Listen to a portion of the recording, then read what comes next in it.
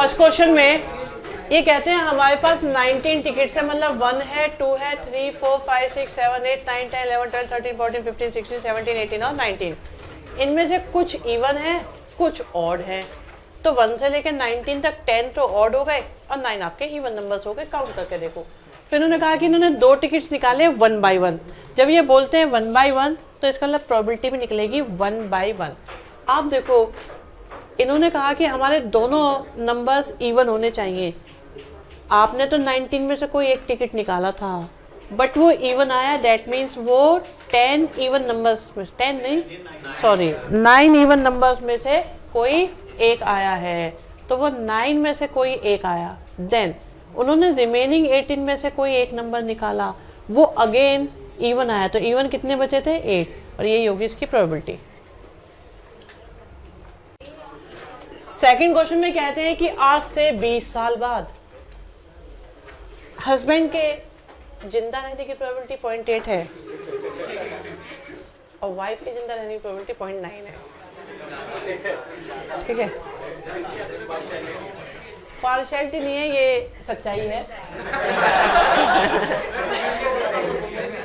भाई हस्बैंड की एज ज्यादा होगी तो सच्चाई होगी ना। हाँ, तो आप सुनो, वो दोनों जीवित रहेंगे, इसका मतलब यह है कि हस्बैंड भी रहेंगे एंड वाइफ भी।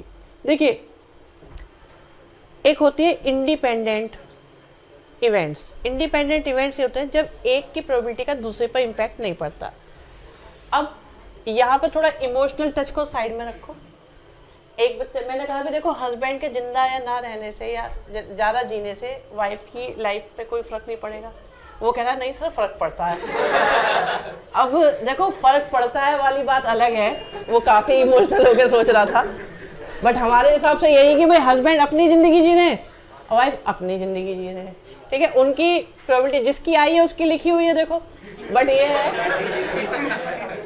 तो अभी यह है कि हस्बैंड अपनी लाइफ जिएंगे एंड वाइफ अपनी लाइफ। ऐसी प्रोबेबिलिटी जिसमें क्या है कि देखो ऐसा तो नहीं होगा कि दोनों की कंबाइन करके 160 साल लिख दी कि भाई अगर हस्बैंड ज्यादा जिंदा रह गया तो वाइफ को जल्दी मरना पड़ेगा, या वाइफ ज्यादा जी रही है तो हस्बैंड का नंबर आ लिया पहले। ऐसा तो कोई सिस्टम नहीं है ना, तो ये इंडिपेंडेंट मानी जाएंगी। अब हस्बैंड के जिंदा रहने की प्रोबेबिलिटी 0.8 है तो ये हो गया 0.8 और ये आ गई 0.9 और दोनों जीवित रहेंगे इस बात की प्रोबेबिलिटी 0.7। अब नेक्स्ट में आया कि कोई जिंदा नहीं रहेगा। इसका मतलब ये है हस्बैंड भी निकल लिए एंड वाइफ भी निकल ली। अब यहाँ पर डिमॉर्गन लॉ ने अपनी बात बताई, बोले ऐसा अगर दोनों ही निकल रहे हो तो एक काम करो, इसमें टोटल वाला नोट लगाओ, हमें कैलकुलेशन में आसानी रहेगी। बोले तुम्हें तो निकलना है निकल जाओ, वह बच्चों के लिए कैलकुलेशन तो इजी करते जाओ। तो यहाँ से आपके पास आएगा हस्बैंड के जीवित रहने की प्रोबेबिलिटी, वाइफ के जीवित रहने की प्रोबेबिलिटी और माइनस हस्बैंड इंटरसेक्शन वाइफ के जीवित रहने की प्रोबेबिलिटी। सारी प्रोबेबिलिटीज हमें पता है इसलिए हम वैल्यूज को पुट करेंगे। ये 0.8 आया, ये 0.9 आया और माइनस में अभी सॉल्व करा था 0.72 आया, जो आ जाए वो आपका आंसर। एटलीस्ट 1 का मतलब एटलीस्ट आए, इधर आए तो यूनियन का केस है। तो इसका मतलब बात चल रही है हस्बैंड या वाइफ या दोनों। तो इसे सॉल्व करोगे ए यूनियन बी के फॉर्मूले से, तो हस्बैंड वाइफ और हस्बैंड इंटरसेक्शन वाइफ। तो हस्बैंड के जीवित रहने की प्रोबेबिलिटी 0.8 और ये 0.9 माइनस का 0.72 सॉल्व कर लो। थर्ड में कहते हैं हमारे पास एक ग्रुप है जिसके अंदर 6 जेंट्स और 8 लेडीज हैं।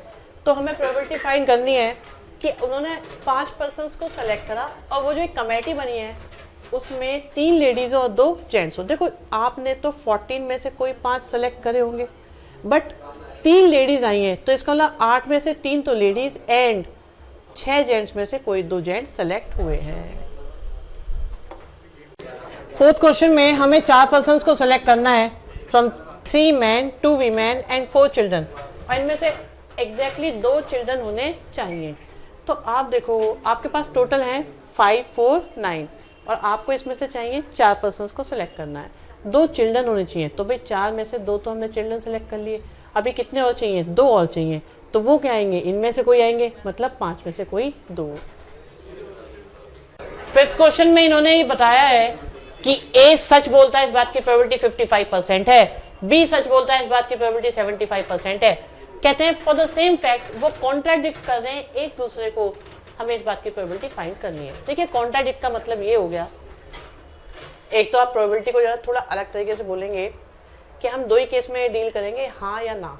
हाँ या ना का मतलब ये, जैसे एक बच्चा बोलता है कि आज सैटरडे है, दूसरा बच्चा बोलेगा आज सैटरडे नहीं है, ठीक है। तो अब दोनों कॉन्ट्राडिक्ट कर रहे हैं। कॉन्ट्राडिक्ट वो इसलिए कर रहे हैं क्योंकि एक सच बोल रहा है और एक झूठ। अब एक बोला कि नहीं आज संडे है और दूसरा बोला हाँ आज संडे है, तो दोनों ने झूठ बोला, तो कॉन्ट्राडिक्ट तो नहीं करा ना। हमें क्या है, इसे संडे मंडे की फॉर्म में नहीं देखना, हमें सैटरडे है या नहीं है।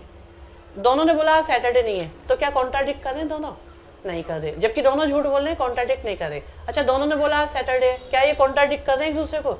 दोनों ने सेम ही बात बोली है, बट एक कह रहा है सैटरडे है, एक कह रहा है सैटरडे नहीं है, तो अब कॉन्ट्राडिक्ट करे ना। तो इसका मतलब यह है कि एक सच बोले और एक झूठ बोले। तो हो क्या सकता है, हो ये सकता है ए ने सच बोला एंड बी ने झूठ बोला, या ए ने झूठ बोला एंड बी ने सच बोला। अब देखो ए कुछ भी बोल सकता है, बी कुछ भी बोल सकता है। ए के बोलने की वजह से बी पर तो इम्पैक्ट नहीं पड़ता, तो ये इंडिपेंडेंट इवेंट्स हैं। तो ए और बी नॉट, और फिर ए नॉट और साथ में आ गया बी। ए के सच बोलने की प्रोबेबिलिटी 55/100, बी के झूठ बोलने की प्रोबेबिलिटी 25/100, ए के झूठ बोलने की प्रोबेबिलिटी 45/100 और बी के सच बोलने की प्रोबेबिलिटी 75/100। 6 क्वेश्चन में कहते हैं एक आर्टिकल है जो दो कंपोनेंट से मिलके बनता है, ए से और बी से। अब जो ए है हमारे पास वो टोटल 104 है जिनमें से 9 डिफेक्टिव है, और बी हमारे पास 100 है जिनमें से 5 डिफेक्टिव हैं।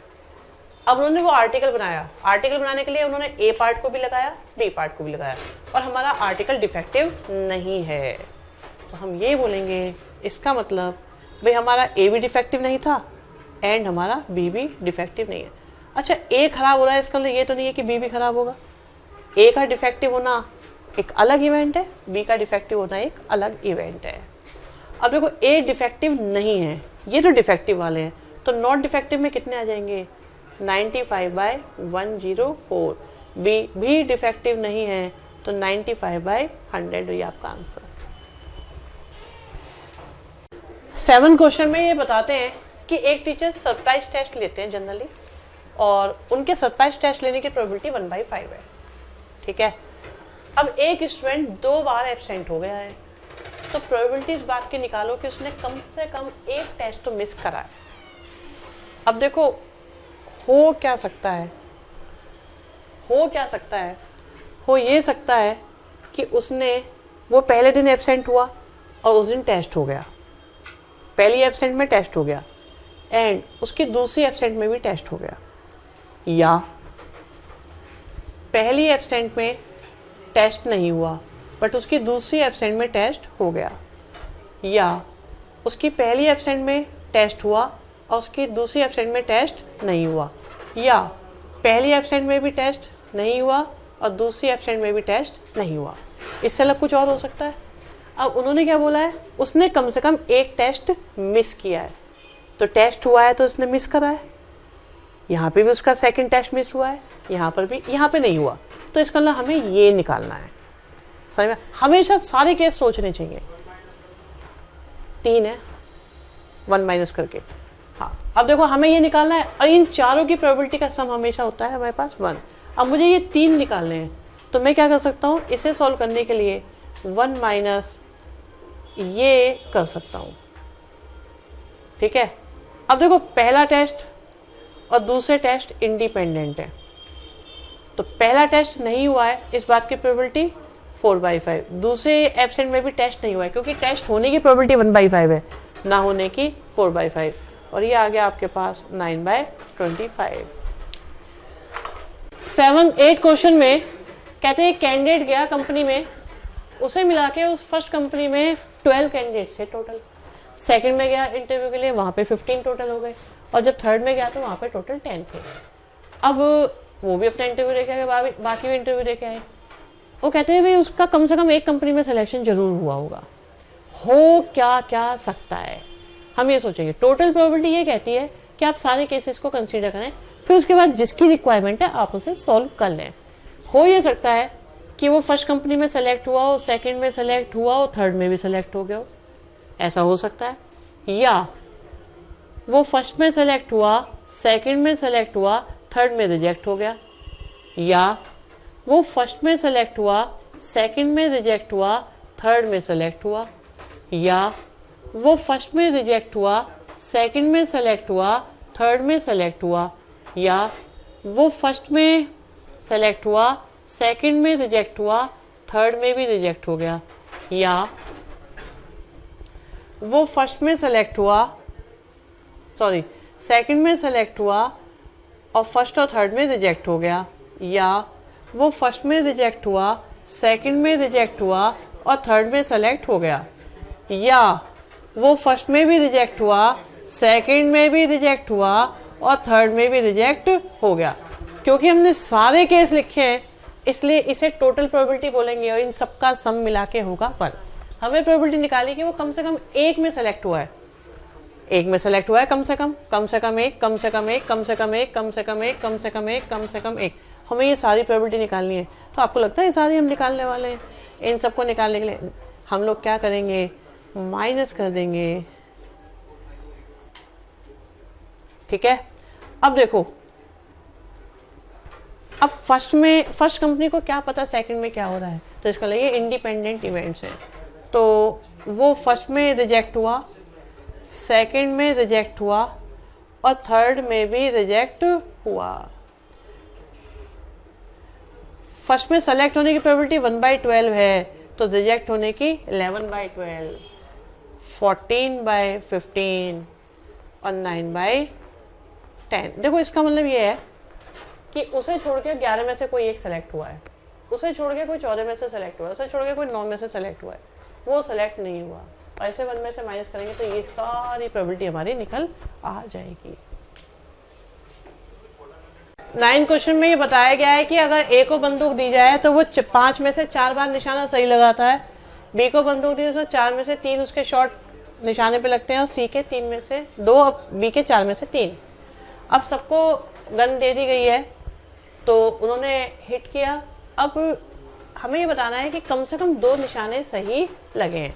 हो क्या क्या सकता है, हो सकता है तीनों का निशाना सही लग गया हो, या 2 का निशाना सही लगाओ, या 1 का निशाना सही लगाओ, या 1 का भी निशाना सही ना लगाओ। क्योंकि हमने सारे केस कंसीडर करे हैं तो इसलिए हम टोटल प्रोबेबिलिटी बोलेंगे और टोटल प्रोबेबिलिटी मतलब हमेशा इक्वल टू 1। आपको क्या निकालना है, कम से कम 2 निशाने सही लगे, मतलब ये दोनों फाइंड करने हैं। तो इसलिए आप लोग कि भाई उसके 3 निशाने सही हैं या फिर उसके 2 निशाने। अब 3 निशाने का मतलब ये है ए का भी निशाना लगा, बी का भी निशाना लगा, सी का भी निशाना लगा। एंड 2 निशाने की जब बात आई तो हम ये सोच सकते हैं ए और बी का निशाना लगा, सी का निशाना चूक गया।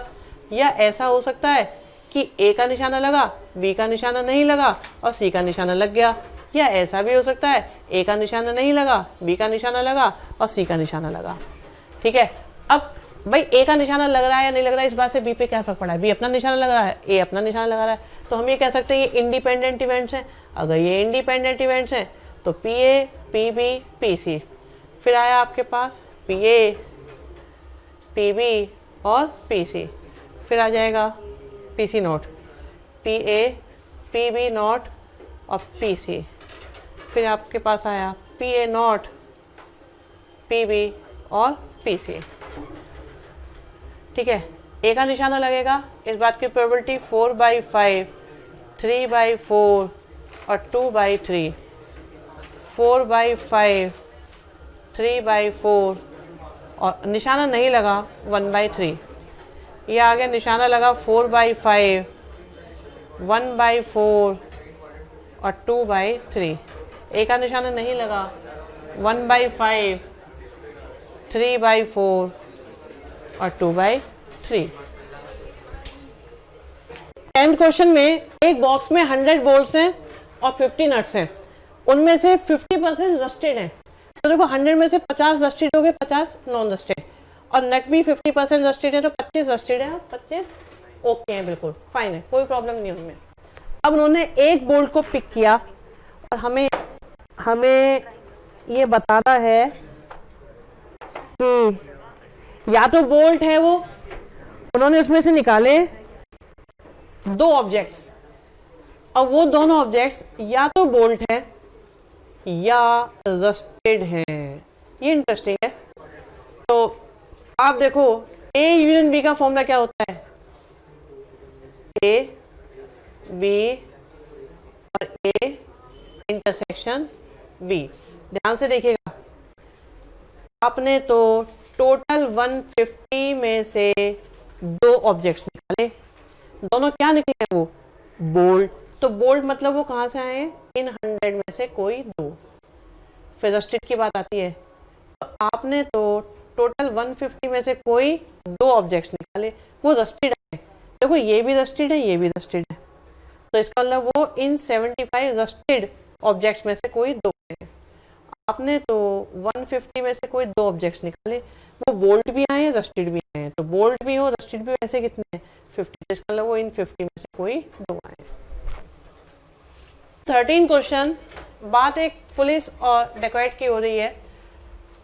पुलिस वाला जब फायर करेगा तो उसकी गोली से वो डेकोरेट मर जाएगा, इस बात की प्रोबेबिलिटी 0.6 है। एक्चुअली यहाँ पे हमें यह एज्यूम करना है गोली लगी तो वो मर गया समझो। इसे हिंदी फिल्मों की तरह सोचा कि उसके 4 गोली लगी है, 5 लगी हैं, हॉस्पिटल गया है, वहां पर उसकी माँ ने दुआ करी है, वहां से उड़ता हुआ दीपक सा आया है। इस तरह का कोई केस नहीं है, ठीक है ना। वो है कि थोड़ी देर में किसी तरीके से उसने गोलियां निकाल ली चक्कू से, ऐसे ऐसे करके, कुछ नहीं हो रहा है, सिंपल सी बात है, गोली लगी तो मर गया। अब क्या है कि वो उसने 4 गोली फायर करी, वो अभी भी जिंदा है। तो ऐसा तभी हो सकता है जब फर्स्ट बुलेट भी ना लगी हो एंड सेकंड से भी ना मरे, थर्ड भी ना लगे और फोर्थ भी उसे ना लगे। अच्छा, अब पहली गोली जाके लगी या नहीं लगी, तो वो दूसरी से ये थोड़ी बोलेगी देख मैं नहीं लगी बहन, तू जरूर लग जाएगी। ऐसा तो नहीं होने वाला। अब फर्स्ट की प्रोबेबिलिटी अलग है, सेकंड लगने की अलग है, तो ये इंडिपेंडेंट हो जाएंगे। तो फर्स्ट नहीं, सेकंड बिल्कुल नहीं, थर्ड का तो मतलब ही नहीं, और फोर्थ तो बिल्कुल इसलिए नहीं क्योंकि उसे जिंदा रहना है। मरने की प्रोबेबिलिटी 0.6 है, तो जिंदा रहने की 0.4, 0.4, एक बार 0.4, तो आंसर आ गया 0.0256। 12th क्वेश्चन में ये कहते हैं कि एक मशीन में 3 कंपोनेंट हैं, अगर 3 कंपोनेंट में से एक भी खराब हो जाए तो मशीन वर्क नहीं करती, 2 खराब हो जाए तो भी वर्क नहीं करती है, तीनों खराब हो जाए तब भी वर्क नहीं करती, और अगर तीनों सही रहे तो मशीन वर्क करती है। ये कहते हैं कि मशीन पहले साल में फेल हो गई, मतलब उसने वर्क नहीं करा। अब फर्स्ट पार्ट खराब होगा, इस बात की प्रोबेबिलिटी 0.14 है, सेकंड के खराब होने की 0.10 है, थर्ड के खराब होने की, फेल होने की प्रोबेबिलिटी 0.05 है। अब मशीन खराब हुई है तो हो क्या सकता है, हो सकता है उसका एक कंपोनेंट, वैसे सारे केस देखते हैं, एक भी कंपोनेंट खराब ना हो ऐसा हो सकता था, एक कंपोनेंट खराब हो ऐसा हो सकता था, 2 कंपोनेंट खराब हो ऐसा हो सकता था, तीनों खराब हो ऐसा हो सकता था, सारे केस कंसीडर करें, इसका मतलब 1। बट उन्होंने कहा है कि मशीन खराब हुई है, तो 1 की वजह से भी खराब हो सकती है, 2 की वजह से भी, 3 की वजह से भी। तो इसे निकालने के लिए हम लोग करेंगे 1 माइनस P0। P0 का मतलब यह है फर्स्ट कंपोनेंट खराब नहीं हुआ, सेकंड कंपोनेंट खराब नहीं हुआ, थर्ड कंपोनेंट भी खराब नहीं हुआ। तो खराब होने की प्रोबेबिलिटी 0.14 थी, तो ना खराब होने की 0.86, 0.9 और 0.95। ठीक है, इसे आप ऐसे भी लिख सकते हो कि फर्स्ट खराब नहीं हुआ एंड, सेकंड खराब नहीं हुआ एंड, थर्ड खराब नहीं हुआ, क्योंकि इंडिपेंडेंट है इसलिए ऐसा लिख पाए हम इनको।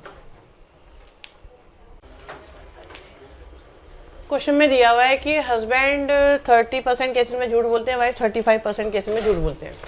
अब वो दोनों एक ही फैक्ट को लेके कॉन्ट्राडिक्ट कर रहे हैं। कॉन्ट्राडिक्ट करने का एक ही सिस्टम है क्लियर सा, एक झूठ बोल रहा है एंड उसी के साथ एक सच बोल रहा है, या फिर हस्बैंड झूठ बोल रहे हैं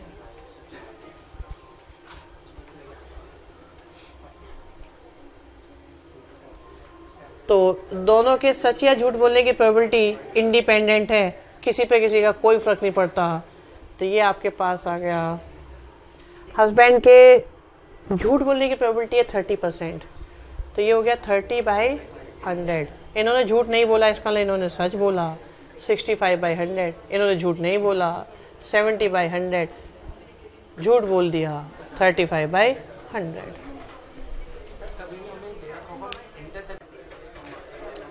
15 क्वेश्चन में कहते हैं ए की प्रोबेबिलिटी 0.2 है, यूनियन की प्रोबेबिलिटी 0.6 है, इंडिपेंडेंट इवेंट्स हैं।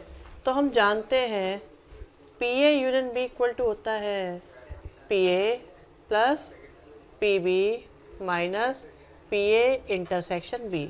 This is given 0.6, this is 0.2, ये पी है। और इंडिपेंडेंट इवेंट्स होने की वजह से आप इनको P A into P B लिख सकते हैं।